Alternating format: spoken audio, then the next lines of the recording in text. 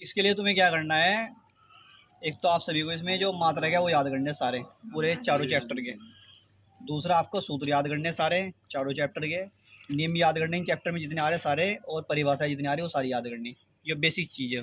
अगर ये आपको फिजिक्स अच्छी करनी तो आपको चारों चीज़ अच्छे से आनी चाहिए।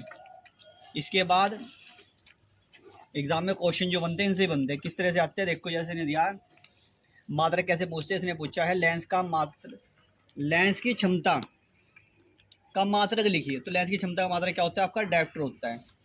ठीक है, आगे समझिए। इस तरह से क्वेश्चन आपका आ सकता है मात्रक का। अगला क्वेश्चन दिया है इसने, सूत्र में कैसे पूछेगा वो, किसी लेंस के अपवर्तन का सूत्र लिखिए। ये होता है 1/f बराबर 1/v माइनस 1/u। इस तरह से आपका सूत्र पूछ लेते हैं। आगे आपके पास न्यूमेरिकल कैसे आएंगे, जैसे इसने दिया है आपको एक गोलीय दर्पण है जिसकी वक्रता त्रिज्या आपकी 25 सेंटीमीटर दी हुई है, तो ये आर हो गई। आर कह देंगे इसे 25 सेंटीमीटर हो गई। फिर इसने कहा कि इसकी फोकस दूरी ज्ञात करो। तो आपको फोकस दूरी निकालने, अब बराबर हो जाएगा r/2। आर कितनी है 25 सेंटीमीटर, 2 ये आ गया नीचे, 2 से भाग कर देंगे 25 को, 2 एकम 2, 5 आया, 2 दूनी 4, 1 आया, पॉइंट लगाई 0, 2 पंजे 10। तो ये आपका इतना आ गया 0.5 सेंटीमीटर। ये आपकी आ गई एफ। ठीक है, एफ आ गई आपकी 12.5 सेंटीमीटर। ठीक है, इस तरह का क्वेश्चन आपका 1 नंबर में आ सकता है। ये तो आपके 2-3 क्वेश्चन दे रखे, आप ये खुद कर लेंगे। आगे पूछा है लेंस की क्षमता का सूत्र और मात्रक, इसमें दोनों एक साथ पूछे। तो आपके लेंस की क्षमता का सूत्र लिखना, पी बराबर होता है 1/f। ऐसे लिख देंगे, ये हो गया सूत्र, ऐसे लिख देंगे। और फिर आपको इसने कहा इसका मात्रक एसआई, एसआई मात्रक क्या होता है, इसका होता है आपका डायोप्टर डी। तो आप इसमें लिख देंगे इस तरह से। ठीक है, फिर इसके बाद इसमें आपका क्वेश्चन भी आ जाता है। जैसे इसने दिया है कि आपको लेंस की क्षमता निकालनी है, पी निकालनी है। तो इसने दिया आपको पी का सूत्र होता है 1/f, ये होता है। तो आपको दिया हुआ है इसमें फोकस दूरी दी है। आपको ये पता चाहिए, एक होता है उत्तल लेंस और एक होता है आपका अवतल लेंस। उत्तल लेंस और अवतल लेंस में आपको ध्यान ये रखना है कि इनकी फोकस दूरी जो होती है वो क्या होती है। उत्तल लेंस की फोकस दूरी हमेशा प्लस होती है, ठीक है, और अवतल लेंस की फोकस दूरी हमेशा माइनस होती है। चाहे वो आपका अवतल लेंस हो, चाहे अवतल दर्पण हो। दर्पण और लेंस सेम ही होती है फोकस दूरी। तो अवतल लेंस होगा या अवतल दर्पण हो, उत्तल लेंस हो या उत्तल लेंस हो या उत्तल दर्पण हो, तो उन दोनों फोकस दूरी किस में लेंगे, प्लस में लेंगे। ध्यान रखना तुम्हें, क्योंकि अगर प्लस माइनस हुआ तो गड़बड़ हो जाएगा सारा मामला। इसने कहा लेंस की क्षमता याद करनी है आपको। फोकस दूरी है 40 सेंटीमीटर, फोकस दूरी है, ये है उत्तल लेंस, तो 40 सेंटीमीटर है। ये किस में होगी, प्लस में होगी। उत्तल लेंस है तो किस में बताई थी, प्लस में, तो प्लस में लिख देंगे सीधी। अब हमें जब भी आपको क्षमता निकालनी हो तो आपको सेंटीमीटर को किस में चेंज करना, मीटर में चेंज करना। आपको पता होना चाहिए 1 मीटर में होते हैं 100 सेंटीमीटर। तो आप इसको 100 से भाग कर देंगे। फोकस दूरी को भाग करिए आपने 40 को भाग कर दिए 100 से, तो इसे जब आप भाग करेंगे तो आएगा 0.4 मीटर। ये होगा मीटर में चेंज। इसके बाद आपको इसकी क्षमता निकालना है, पी बराबर होता है 1/f। एफ की वैल्यू रख दिया आपने 0.4, पॉइंट हटाया, ऊपर आ गया ये 10, 2 दूनी 4, 2 पंजे 10, तो ये आ गया 5/2। 2 से 5 को भाग कर देंगे, 2 दूनी 4, 1 पॉइंट लगाए 0, 2 पंजे 10, तो ये आ गया आपका 2.5। और इसके बाद इसका मात्रा ले देंगे डी, डायोप्टर को डी से कहते हैं। ठीक है, इस तरह से आपको छोटे क्वेश्चन करने हैं, इनमें कोई समस्या नहीं है, ये अपने आप रिपीट करने घर जाएगा। ठीक है, आगे चलते हैं। इसके बाद एक क्वेश्चन आपको करा देते हैं बड़े वाला, जिसमें आपको लेंस की सब चीज़ दी हुई होती है। उसमें एक चीज़ पूछ लेगा तीनों में से। आपको पता है कि आपके लेंस का सूत्र क्या होता है, क्या होता है 1/f बराबर होता है 1/v माइनस 1/u। ये किसका सूत्र है, आपका लेंस। ठीक है, अब दर्पण की बात आ जाए, लेंस में क्या आ रहा है यहाँ माइनस, और दर्पण में क्या आ जाएगा यहाँ प्लस आ जाएगा, बस ही अंतर है। अब इसमें देखो एफ क्या होती है वो बता देते हैं। एफ होती है आपकी, जो भी आपका लेंस है लेंस की फोकस दूरी होती है, फोकस दूरी होती है। यू होती है आपकी लेंस से वस्तु की दूरी, क्या होती है वो, लेंस से वस्तु की दूरी, वस्तु कहाँ पे है लेंस से।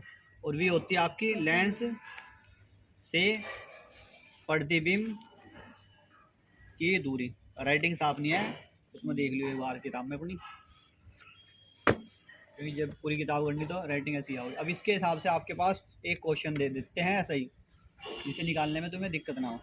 ठीक है, जैसे ये है 19 नंबर पे है, इसमें इसने कहा 4 सेंटीमीटर लंबी वस्तु है कोई, 20 सेंटीमीटर फोकस दूरी के उत्तर लेंस के मुख्य अक्ष पर रखे हुए हैं। 20 सेंटीमीटर फोकस दूरी, और ध्यान से पढ़ो उसमें क्या लिखा, उत्तर लेंस लिखा। तो फोकस दूरी किसमें लेंगे आप, किसमें लेंगे, प्लस में माइनस में, उत्तर लेंस है, उत्तर लेंस है प्लस प्लस या माइनस, प्लस प्लस में ना, तो प्लस कन्फर्म रखो ना अपना, उत्तल प्लस अवतल माइनस फोकस दूरी। तो ये हो गई 20 सेंटीमीटर फोकस दूरी। 4 सेंटीमीटर ऊंचाई दे दी तो ये हो गई एच, हाइट को ही ऊंचाई कहते हैं पता ना, तो ये हो गई 4 सेंटीमीटर। फिर ये कहता है कि लेंस से वस्तु की दूरी, लेंस से वस्तु की दूरी 30 सेंटीमीटर है। लेंस से वस्तु की दूरी, तो लेंस से वस्तु की दूरी क्या होती है बताओ, अभी बताया था पीछे, यू। लेंस से वस्तु की दूरी क्या होती है, यू। तो ये यू हो गई, ये आपको क्लियर होनी चाहिए। जब तक आपको ये नहीं होने की आपको क्वेश्चन करनी पड़े, यू आपको माइनस में ही लेनी है, क्योंकि ये आपकी वस्तु जो भी होगी लेंस से आगे रखी होती है। तो इसके उसे आप जब आपने वो पढ़ा होगा चार्ट, ये एक्स वाई वाला, तो इसे रेडी की चीज़ में लेते हैं माइनस में, तरीके से प्लस में। ठीक है, बीच में क्या होता है, यहाँ मूल बिंदु होता है, तो इस तरीके से आप इसे माइनस में ले लेंगे। अब आपके पास एफ आ गई, एच आ गई, यू आ गई। अब इसने कहा है कि आपको इसकी प्रतिबिंब कहाँ बनेगा, प्रतिबिंब की स्थिति बतानी, मतलब वी बताना। ठीक है, वी निकालना है। और ये कहता है कि इसकी स्थिति बताओ, प्रकृति बताओ और आकार बताओ। सब चीज़ आपको जब भी बता सकते हो आप उसकी, जब आपको वी पता होगा। तो आपको लेंस का सूत्र लगा के इसमें क्या करना, पहले उसका वी निकालना। तो सीधा लिखो आप लेंस के सूत्र से, लेंस के सूत्र से। लेंस का सूत्र क्या बताया था, वी बताया था, 1/f बराबर 1/v माइनस 1/u। ठीक है, अब इसमें इन सब की जो वैल्यू आपको दे रखी है, एफ की, वी और यू की, वो रख दो। एफ कितना दिया हुआ है, ये रहा 20 सेंटीमीटर रख दिया है। वी हमें निकालना है, यू कितनी है 30। तो यहाँ पे देखो ये माइनस दिख रहा है और ये भी माइनस की है, तो माइनस माइनस क्या हो जाएंगे, प्लस हो जाएंगे। यहाँ प्लस का लिख दो, 1/e हो गया। इतने में कोई दिक्कत नहीं है।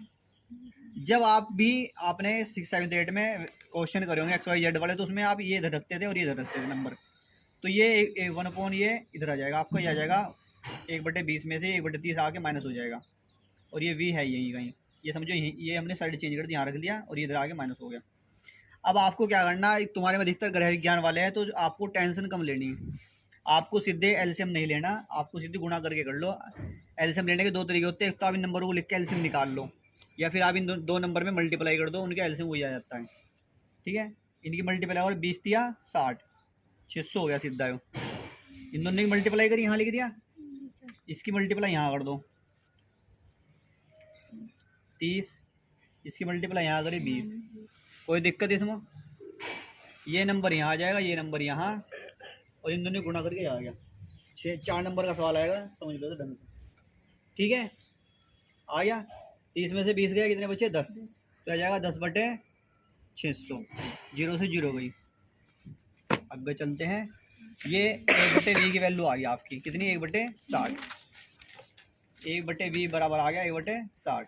तो सीधा सीधा आपके ऊपर जब दोनों बराबर हों तो इसका आंसर ये आता है, v बराबर आ जाएगा आपका 60 सेंटीमीटर। ही आ गई, v की वैल्यू आ गई 60 सेंटीमीटर। अब आपके पास v आ चुका है 60 सेंटीमीटर। अब आपको उसकी ऊंचाई वो निकालनी, तो उसका सूत्र होता है आवर्धन का, आवर्धन निकाल लेंगे हम इसका। आवर्धन का सूत्र होता है आपका m बराबर v/u बराबर h'/h। ये होता है, h होता है आपकी वस्तु की और h' होती है प्रतिबिंब की ऊंचाई। तो मैं h' निकालना है, तो इसे सर एक बार दोबारा बता दो। h होती है आपकी जो वस्तु है, वस्तु की ऊंचाई होती है ये, और h' होती है प्रतिबिंब की ऊंचाई। लिख दिया मैंने, ठीक है। h' होगी प्रतिबिंब की ऊंचाई और ये वस्तु की ऊंचाई हो गई। हमें h' निकालनी है, तो इस h की गुणा यहाँ हो जाएगी, तो आ जाएगा आपका v/u और गुणा h। v और u आपके पास है, h भी है। v कितना है अभी निकाला आपने 60, और u कितना था माइनस के 30, और h की वैल्यू पीछे दे रखी 4। 30 से काटो, 30 दूनी 60, तो ये 2 चौक 8 माइनस ही है यहाँ से, तो 2 चौक 8 आ गया माइनस के 8 सेंटीमीटर। तो ये आज h' आ गई। ठीक है, अब आप लिखेंगे इसकी प्रतिबिंब की जो स्थिति है, माइनस में आया ना, h' दिख रहा सबको माइनस में आ रहा। तो जब ये माइनस में आएगा आपका, तो इसका प्रतिबिंब क्या बनेगा आपका, उल्टा बनेगा। कैसा बनेगा, उल्टा बनेगा। स्थिति लिख रहे हैं आप, इसकी स्थिति की हेडिंग डाल के लिख दो। प्रतिबिंब कैसे बनेगा? उल्टा। और जब उल्टा बनेगा तो उल्टे के साथ क्या बनेगा, हमें से ध्यान रखना, उल्टे के साथ उल्टा व वास्तविक होगा। उल्टे के साथ क्या लिखना आपको? हमेशा वास्तविक लिखना। उल्टा है वो, क्योंकि माइनस का, और वास्तविक है वो, उल्टा और वास्तविक होगा। उल्टा और वास्तविक होगा। और प्लस में आता अगर तो? वो आपका प्लस में आता तो क्या होता? वो होता सीधा, और सीधे के साथ लिखना अवास्तविक। अवास्तविक बात समझ में आ गई? ये कब लिखना? जब वो आपका प्लस में होगा। दोनों चीज समझ में आ गई? या तो ये लिखना या लिखना, ये आपकी दो स्थिति होती है। सर एक आभासी भी, आभासी तो है ये, अवास्तविक। अवास्तविक लिख दो या आभासी लिख दो, एक ही बात है। और इसमें वास्तविक को क्या कहेंगे फिर? इसे छोड़ दो, अभी तुम ये लिखो सिर्फ वास्तविक और अवास्तविक लिखना, अवास्तविक मत लिखो ये, ठीक है? वास्तविक लिखो या अवास्तविक लिखो, बस ये लिख दी।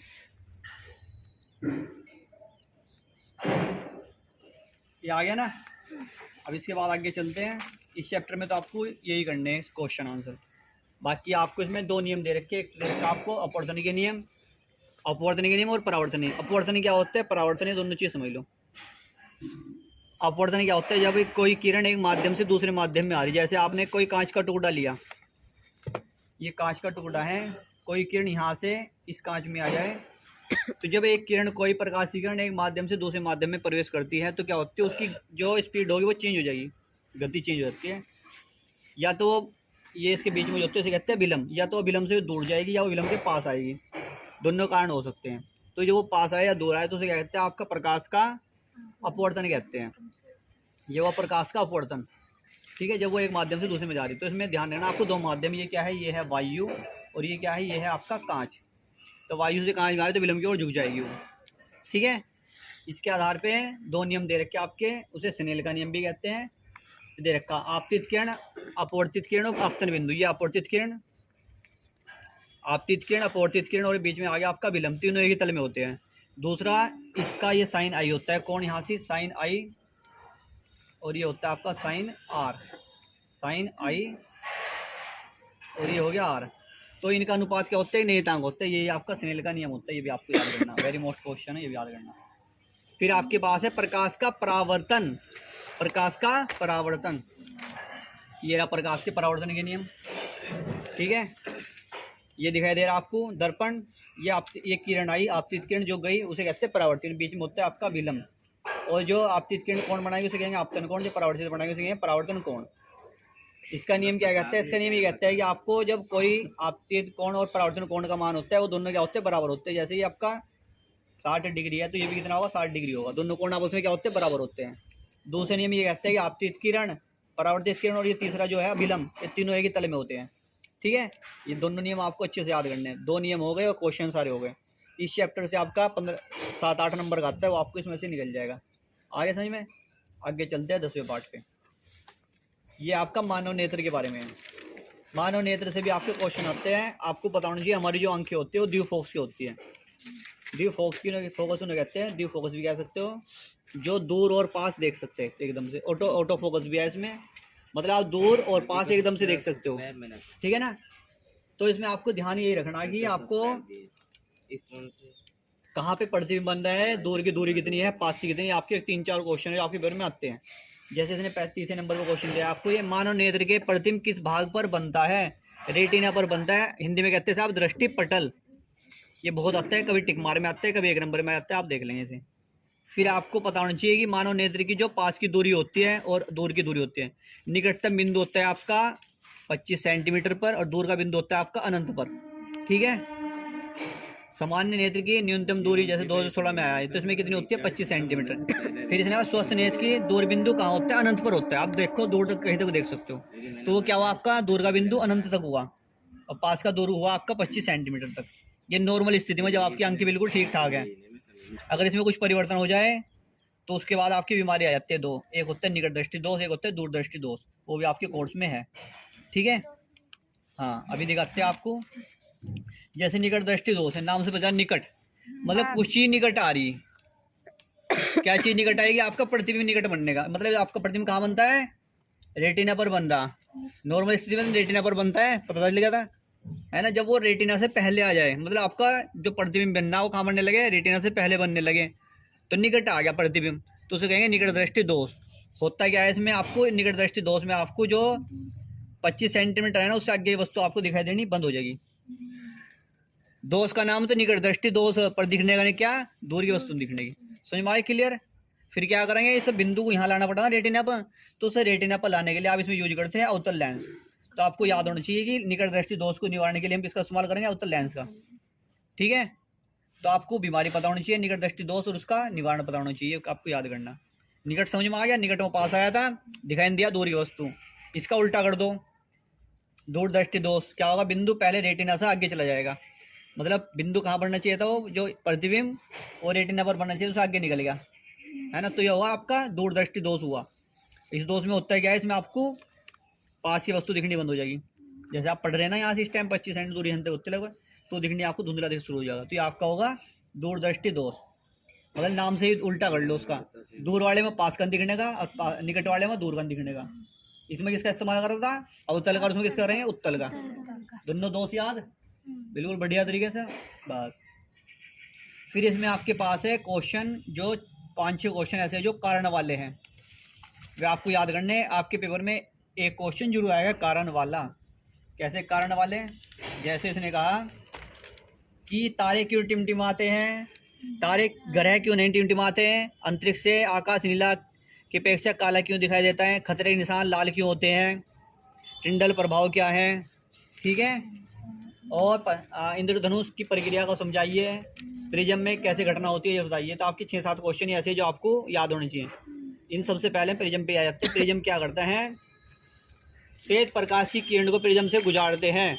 जब सफ़ेद, ये आपकी सफ़ेद किरण कहते हैं, सफ़ेद किरण कह लो, क्योंकि जो सफ़ेद रंग है ना वो सब में से मिक्स बना, 7 रंगों से मिक्स करके। तो जब इस किरण को आप इससे निकाल लोगे ना प्रिज्म से, तो ये आपके 7 रंग में बटेगी, विप की ओर बनेगा ये। ठीक है, बैंगनी, आसमानी, नीला, हरा, पीला, नारंगी, ऑरेंज आपके बनेंगे। Violet, indigo, blue, green, yellow, orange, red. तो ये आपका विप की ओर बनता है। तो 7 रंग में बटना। इस घटना को क्या कहेंगे, इस घटना को कहेंगे आप स्पेक्ट्रम या वर्ण विक्षेपण। वर्ण का विक्षेपण, वर्ण मैंने होता है कलर, कलर का टूटना, कितने भाग में टूट गया हो, 7 रंगों में बट गया। बटना क्या दो या टूटना क्या दो, एक ही बात है, बटता ही बोलिए हो। जब श्वेत रंग की किरण गुजरती है तो श्वेत रंग विभिन्न प्रकार रंगों में प्रिज्म में विचलित अलग रंग में बढ़ जाता है। लाल रंग प्रकाश की किरण विचलित सबसे कम होता है। सबसे कम किसका विचलन हो रहा है, लाल का, और सबसे ज़्यादा किसका हो रहा है, वायलेट का। ये पूछ लेते हैं कि विचलन किसका सबसे अधिक हो रहा है। अब आपको इसमें एक चीज़ और याद रखनी कि बैंगनी रंग का तरंग दैर्ध्य सबसे कम होता है और लाल रंग का तरंग दैर्ध्य सबसे अधिक होता है। तरंग दैर्ध्य को आप ऐसे समझोगे वो दूर तक जाएगा, इसीलिए आपके तरंग दैर्ध्य लाल रंग का सबसे अधिक होता है। इसलिए वो किरण कहाँ तक जाती है, बहुत दूर तक दिखाई देती है, इसलिए लाल रंग के सिग्नल होते हैं। ठीक है, सुबह और शाम देखो आपको सूरज भी आपको लाल दिखाई देगा निकलता हुआ। क्यों, क्योंकि उसका परिकिरण सबसे कम हो रहा और उसकी तरंग दैर्ध्य ज़्यादा। जब तरंग दैर्ध्य ज़्यादा तो इसलिए वो आपके आंखों तक पहुंच पा रहा लाल रंग, इसलिए आपको सुबह और शाम को सूरज लाल दिखाई देता है। अब इसी से आपका सेम टू सेम आपका ये इंद्रधनुष का क्वेश्चन हो गया। इंद्रधनुष में क्या होता है, जब आपकी जो सूर्य की किरण है वो किसी प्रकाश की बूंद, बारिश होगी जब तो दिखाई देगा, ऐसे दिखाई देगा आपको। जब बारिश होगी तो जो आपके बादल के अंदर पानी है ना वो आपका किसका काम कर रहा है, प्रिज्म की तरह कार्य करता है, और प्रकाश किस में बांट देता है, वो 7 रंगों में बांट देता है, इसलिए आपको इंद्रधनुष दिखाई देता है। ये भी हो गया, इससे समझ में आ गया भैया। पीछे आ जाओ, आपके पास अभी आपने पढ़ा था प्रकाश का परावर्तन और प्रकाश का अपवर्तन। ये जितनी घटनाएं हो रही है तो प्रकाश के परावर्तन के कारण हो रही है या प्रकाश के अपवर्तन के कारण। जहाँ 2 माध्यम दिखाई दे वहाँ प्रकाश का अपवर्तन लगाना, जहाँ एक ही माध्यम होगा फिर टकराव हो रहा तो वहाँ आपका, जैसा आपको वस्तु दिखाई दे रही, ये क्यों दिखाई दे रही, प्रकाश के परावर्तन के कारण। 2 माध्यम तो नहीं है, एक ही है। तारे क्यों टिमटिमाते हैं, तारों से हमारी आंखों तक पहुँचने वाला प्रकाश वायुमंडल के होकर गुजरता है। वायुमंडल की विभिन्न परतें होती है, जब उसमें पहले कहते हैं विभिन्न प्रकार की परतें आ रही, तो उसमें क्या हो रहा है, इसका मतलब अलग अलग परत हो रही, माध्यम भी अलग अलग हो रहे हैं। तो जब वो अलग अलग उससे हो रहा तो इसका कारण मेन हुआ प्रकाश का अपवर्तन हुआ। तो ये आपको इसमें हेडिंग डाल देनी कि प्रकाश के अपवर्तन के कारण आपको तारे टिमटिमाते हुए दिखाई देते हैं।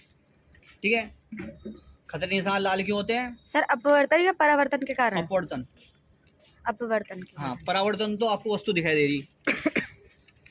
खतरे निशान लाल क्यों होते हैं, क्योंकि लाल रंग जो होता है उसका जो तरंग दैर्ध्य होता है वो सबसे ज़्यादा होता है और परिकिरण सबसे कम होता है, इसलिए लाल रंग के होते हैं।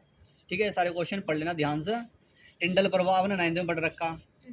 ये वही है कि जब आप प्रकाश की किसी कोलाइड विलयन से गुजारते हैं तो उसके जो बीच में प्रकाश के कण आएंगे वो चमकने लगते हैं। इस घटना को वैज्ञानिकों ने क्या कहा, टिंडल प्रभाव कहा। टिंडल कौन था? वैज्ञानिक था जिसने घटना देखी थी।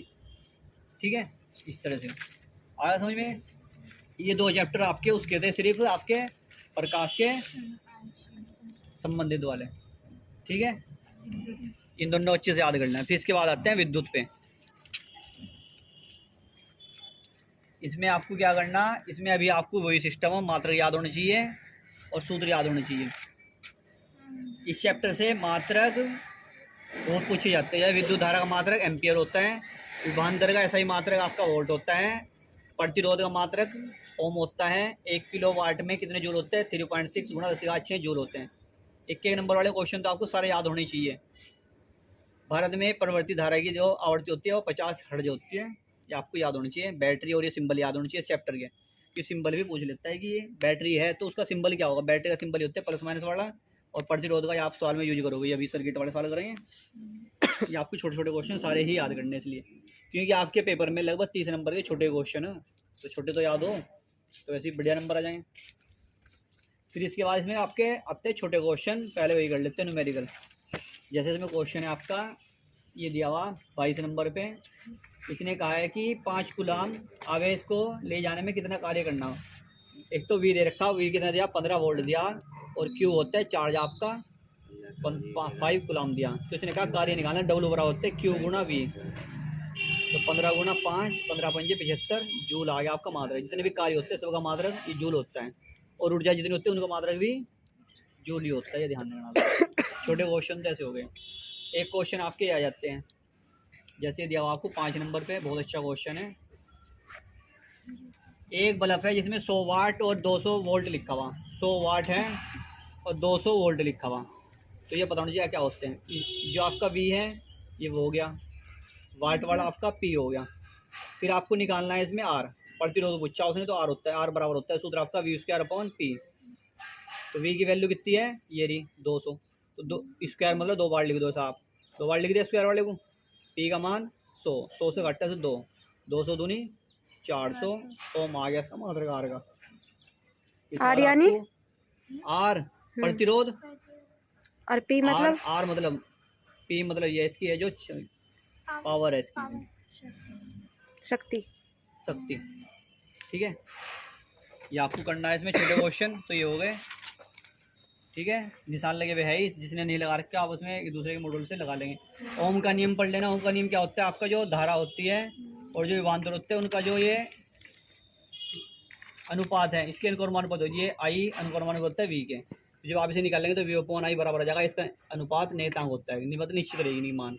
तो ये आपका ओम के नियम में आ जाएगा। बाकी इसमें से पढ़ लियो आप, ये परिभाषा याद कर लियो इनकी छोटी छोटी। जैसे विद्युत सामर्थ्य की, विद्युत शक्ति की नहीं परिभाषा है, उनके सूत्र मैंने शुरू में लिख दिया कि सूत्र परिभाषा तो आपको याद करनी। फिर एक आपका सर्किट का क्वेश्चन कराता हूँ मैं, जो मैंने पहले करा रखा है, छोड़ के मैं दूसरे वाला करा रहा हूँ तुम्हें। ठीक है, देखो यहाँ आ जाओ। जैसे क्वेश्चन दिया आपको ये, तो आप देख सकते हैं इसमें से, देख लो ये आपको इसमें क्रम याद करने हैं।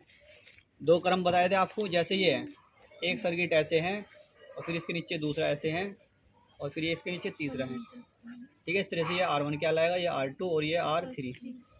तो इस क्रम को कहते हैं हम कौन सा? समांतर क्रम। ठीक है, और अगर ऐसे जुड़ा हुआ एक, फिर यहाँ दूसरा, फिर ये तीसरा, तो ये R1, ये R2, ये R3, ये हो जाएगा आपका श्रेणी क्रम। इसका सूत्र होता है R बराबर R1 plus R2 plus R3, और इसका सूत्र क्या होता है? इसका होता है 1/R बराबर 1/R1 R2 और 1/R3। तो ये दोनों सूत्र आपको याद होने चाहिए, जब आगे आप सर्किट के सवाल कर सकते हैं। एक तो सूत्र आपका ये लगेगा आपका इसमें आई निकालने का। आई बराबर होता है वी अपॉन आर।